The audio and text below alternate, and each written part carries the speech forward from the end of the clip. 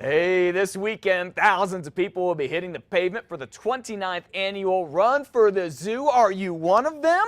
If you are, you might be wondering, how much do I need to fuel up before the race, during the race, and after the race? And maybe you're just thinking about that for another race you're going to do. Bob Mosier, Outdoor Programs Research Coordinator over at REI, is here to talk energy, gels, goos, drinks, and more. Good morning, Bob. It's good to see you. Thanks for coming in. Good morning. Thanks for having me. It is our pleasure. You talk about these energy, let's just call them, I don't know, supplements. What exactly are they? They're energy. What form? What are we talking about here? A lot of times they are carbohydrates. They're simple and complex carbohydrates, so they're designed to be easily digestible, easily portable, and they're going to last a long time as well. Oh, okay. I think the big question is, who needs these things? Because there's a big difference between a weekend warrior who runs a 5K every now and again and someone who's trying to train for a marathon. You're exactly right. They're not necessarily designed for somebody who's just running a quick 2-mile run or maybe 10 or 15 minutes. They're designed for people who are looking for a sustained energy over a longer period of time. I've heard some studies or exercise folks say, maybe if you're going more than an hour and a half of straight exercise, that's when you want to start thinking about some of these things, right? You're exactly right. You're exactly right. The other thing to keep in mind, though, is once you get beyond an hour and a half, you're really starting to deplete your protein reserves as well. And so you may not necessarily need just carbohydrates at that point either.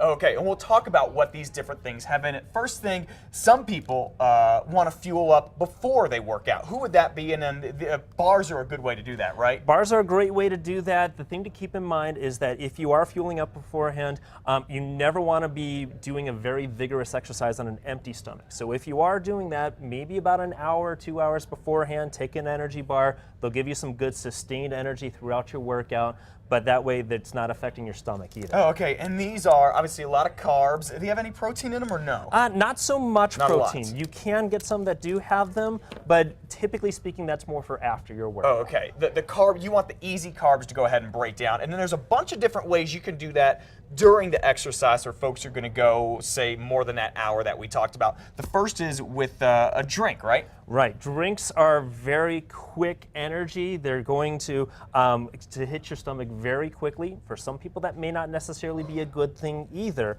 So we always recommend make sure if it's tasting weak, it's probably a good concentration. Yeah.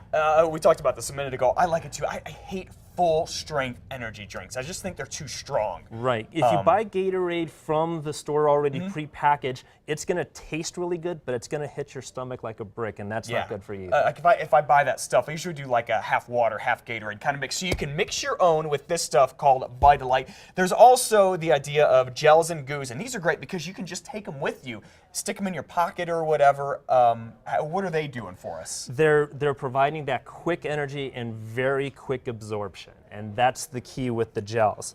Now, some people, they really don't like the consistency or the taste of gels either, and they do also make some chews, which give you a little bit of the same consistency or the same energy, but a different consistency to it. Oh, okay. One thing you can do, a trick I do once in a while, is take a chew and you put it just kind of stick it in your mouth and let it dissolve while you're running. You're exactly right. Works. That's a great way. Quick question. Some of these have caffeine in them. Who's that good for? What does that do? It's going to provide, again, an extra boost of energy. Some people are sensitive to caffeine, though, so make sure you're reading the labels to see which ones do and don't have caffeine. Yep, that can boost your heart rate. And the last thing, when you're done working out, if you do this kind of mega cardio session, there are some drinks. Who are they good for, and how are these different than some of the other things? So the drinks that are designed for recovery have a little bit more protein. Usually it's about a 3 parts carbohydrate to 1 part protein.